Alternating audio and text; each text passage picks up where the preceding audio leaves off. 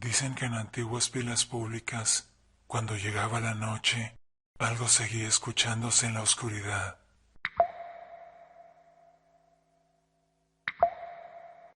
Las lavanderas nocturnas, George Sand. He aquí, en mi opinión, la más siniestra de las visiones del miedo. Es también la más difundida, pues creo que se encuentra en todos los países, en torno a las charcas estancadas y a los manantiales límpidos, en los brezales como a orillas de las fuentes sombrías, en los caminos hundidos bajo los viejos sauces, como en la llanura abrasada por el sol. Durante la noche se oye la paleta precipitada y el chapoteo furioso de las lavanderas fantásticas. En determinadas provincias se cree que evocan la lluvia y atraen la tormenta al hacer volar hasta las nubes, con su ágil paleta, el agua de las fuentes y de los pantanos. Pero aquí hay una confusión. La evocación de las tormentas es monopolio de los brujos, conocidos como conductores de nubes. Las auténticas lavanderas son las almas de las madres infanticidas. Golpean y retuercen incesantemente un objeto que se asemeja a ropa mojada, pero que visto desde cerca no es sino el cadáver de un niño. Cada una tiene el suyo, los suyos. Si ha sido varias veces criminal, hay que evitar observarlas o molestarlas, porque aunque tuviera usted 6 pies de alto y músculos en proporción, lo agarrarían, lo golpearían en el agua y lo retorcerían ni más ni menos que como un par de medias.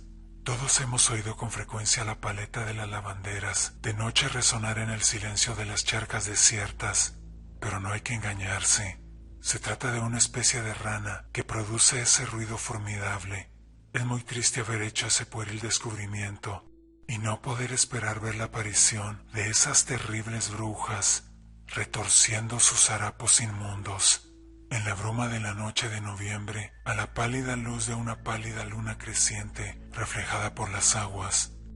Sin embargo, yo tuve la emoción de escuchar un relato sincero y bastante aterrador acerca de este tema. Un amigo mío, hombre de más talento que sentido común, debo reconocerlo, y sin embargo un espíritu ilustrado y culto, pero debo reconocerlo también, proclive a dejar su razón de lado, muy valiente ante las cosas reales, pero fácil de impresionar y alimentado desde su infancia con las leyendas de la región. Tuvo 2 encuentros con las lavanderas que no contaba, sino con repugnancia y con una expresión en el rostro que transmitía un escalofrío a su auditorio. Una noche hacia las 11, en una tren encantadora que corre serpenteando y saltando, por así decirlo, sobre el flanco ondulado del barranco de Yuchmond, vio a orillas de una fuente a una vieja que lavaba y retorcía en silencio. Aunque aquella bonita fuente tuviera mala fama, no vio en ello nada de sobrenatural, y le dijo a la anciana: «Está lavando muy tarde, buena mujer». Ella no respondió, pensó que era sorda y se acercó. La luna estaba brillante y la fuente resplandecía como un espejo. Entonces percibió claramente las facciones de la anciana. Era completamente desconocida para él, lo que le sorprendió porque, dada su condición de agricultor, cazador y paseante de la campiña, no había rostro desconocido para él, a varias leguas a la redonda. Así fue como me contó personalmente sus impresiones frente a aquella lavandera singularmente retrasada. Solo se me ocurrió pensar en la leyenda una vez que había perdido de vista a aquella mujer.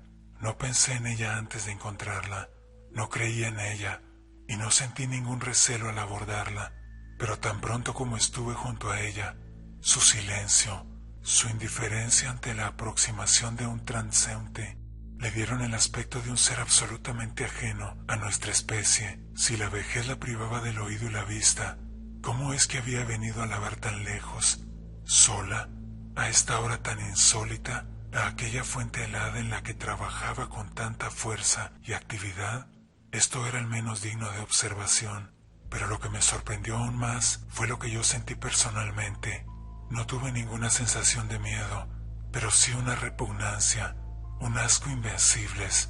Seguí mi camino sin que ella volviera la cabeza. No fue sino cuando llegué a mi casa, cuando pensé en las brujas de los lavaderos, y entonces tuve mucho miedo, lo confieso abiertamente, y nada del mundo me habría decidido a volver sobre mis pasos.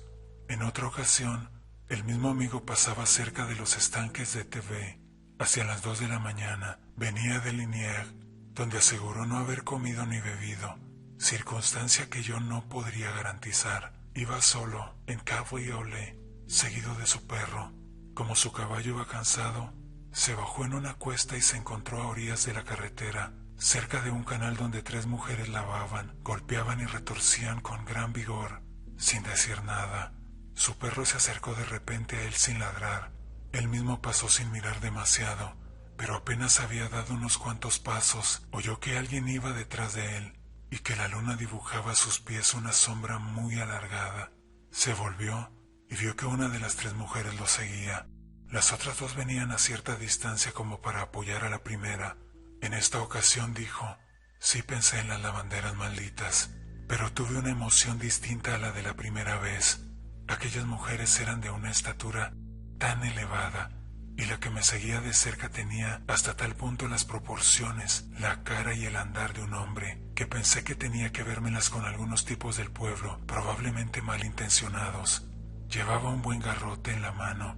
Me volví y le dije: ¿qué quiere de mí? No recibí respuesta, y al ver que no me atacaba, no tuve pretexto para atacarla yo, por lo que me vi obligado a volver a mi cabriolet, que iba bastante lejos por delante de mí, con aquel desagradable ser en los talones. No tenía nada, y parecía disfrutar teniéndome bajo el efecto de una provocación.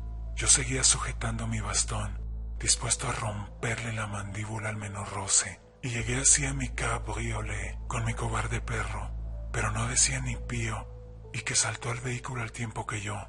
Entonces me volví, y aunque había oído hasta ese momento pasos tras los míos, y había visto una sombra caminar al lado de la mía, no vi a nadie.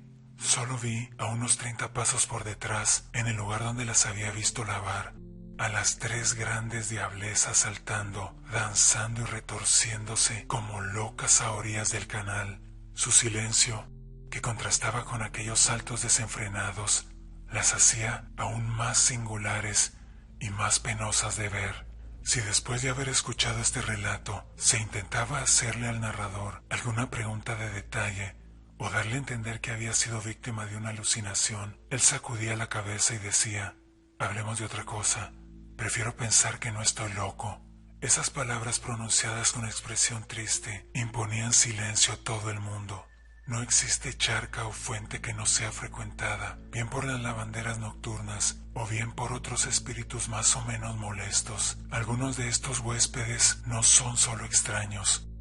En mi infancia, yo temía mucho pasar por delante de cierta cuneta, donde se veían los pies blancos, las historias fantásticas que no se explican respecto a la naturaleza de los seres que ponen en escena y que quedan imprecisas e incompletas, son las que más impresionan la imaginación. Aquellos pies blancos que caminaban, según decían, a lo largo de la cuneta a determinadas horas de la noche, eran pies de mujer, flacos y descalzos, con un trozo de vestido blanco o de camisa larga que flotaba y se agitaba sin cesar. Caminaba rápido y en zigzag, y si se le decía: te estoy viendo, ¿quieres escapar?, corría aún más, y no se sabía por dónde había desaparecido. Cuando no se le decía nada, caminaba delante de ti, pero cualquier esfuerzo que se hiciera para ver más arriba de los tobillos resultaba inútil. No tenía piernas, ni cuerpo, ni cabeza, solo pies. No sabría explicar qué tenían aquellos pies de terrorífico, pero por nada del mundo habría querido verlos. En otros lugares hay hilanderas nocturnas. Se escucha la rueca en la habitación en la que se está, y en ocasiones se ven sus manos. En nuestra comarca he oído hablar de una broyeuse nocturna que hilaba el cáñamo delante de la puerta de ciertas casas y dejaba oír el ruido regular de la broye de una manera que no era natural. Había que dejarla tranquila, y si se obstinaba en volver muchas noches seguidas, había que poner una vieja hoja de guadaña a través del instrumento que cogía para hacer ruido. Por un momento trataba de romper la hoja, luego se cansaba, la arrojaba delante de la puerta y no regresaba más. También está la pellereuse, o harapienta nocturna, que se sentaba en la guenillière de la iglesia. Pelle es una antigua palabra francesa que significa guenille, harapo. Por eso el porche de la iglesia en el que se sientan durante los oficios los mendigos que llevan pey. se llama Gueniller. Aquella harapienta abordaba a los transeúntes y les pedía limosna. Había que cuidarse mucho de darle algo. De hacerlo, se ponía alta y fuerte, aunque te hubiera parecido achacosa, y te molía a palos. Un tal Simon Richard, que vivía en la antigua casa cural y que sospechaba alguna broma por parte de las chicas de la aldea hacia él, quiso bromear con ella. Lo dejaron por muerto.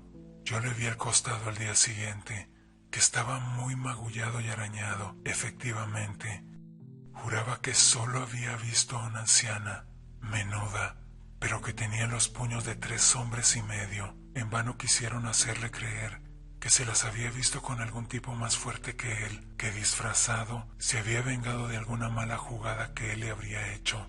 Era fuerte y valiente, incluso pendenciero y vengativo. Sin embargo, una vez que se recuperó, abandonó la parroquia y no volvió más, diciendo que no le temía ni a hombre ni a mujer, pero sí a los seres que no son de este mundo y que no tienen el cuerpo como los cristianos. Ahora ya lo sabes.